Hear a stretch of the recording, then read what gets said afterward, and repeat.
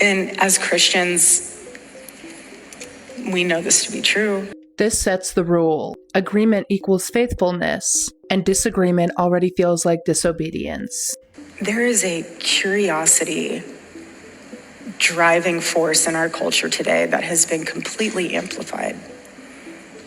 And it's fascinating to witness this in real time. Now curiosity is framed as a problem. So instead of asking why are people curious, the audience is trained to think something must be wrong with them. Now curiosity isn't about understanding. It's something that's pulling you away. You have portions of this world that are saying, look at this, look this direction.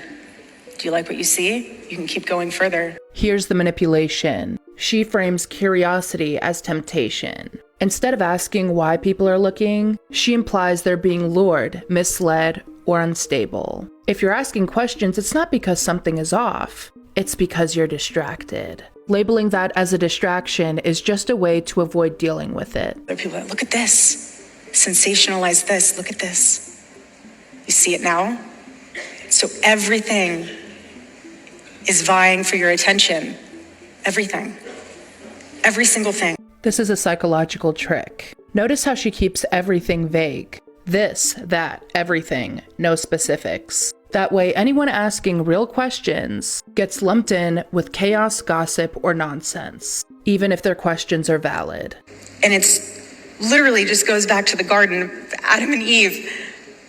God says, you have the Garden of Eden. This is the pivot. She just criticized distraction, then immediately redirects to scripture to shut the conversation down. Psychologically, this works because once the Bible is invoked, the discussion stops being about behavior and starts being about obedience. Now curiosity isn't curiosity anymore. It's framed as disobedience. You're like, why not this tree? Fixation on focus on what you can't have when you have all of this. And that is our day and age right now. This is the most revealing part. She equates seeking answers with eating the forbidden fruit. In other words, if you want to know more, you're focused on the wrong thing. That's not discernment. That's discouraging people from asking questions. There's this kind of curiosity that is so innocent and God-given, which is precious. And that's the type where you're searching for more beautiful things and the eternal things, and you're learning and you're pouring into your family and you're operating on a different level.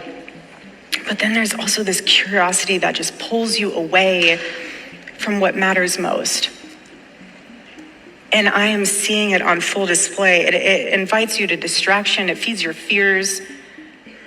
It makes you half of a person. It makes you even question your faith. If you stay quiet, you're faithful. If you question, you lack faith, you're fearful, and you're distracted. That creates peer enforcement. People don't need to silence each other anymore. They do it themselves. We live in a culture that is just endlessly curious about things that don't matter. That's the line that gives it away. Who decides what doesn't matter? Because when curiosity is dismissed like that, faith stops being about truth and gets used to end the conversation. Real faith doesn't panic when people ask questions. Once you see the pattern, you can't unsee it.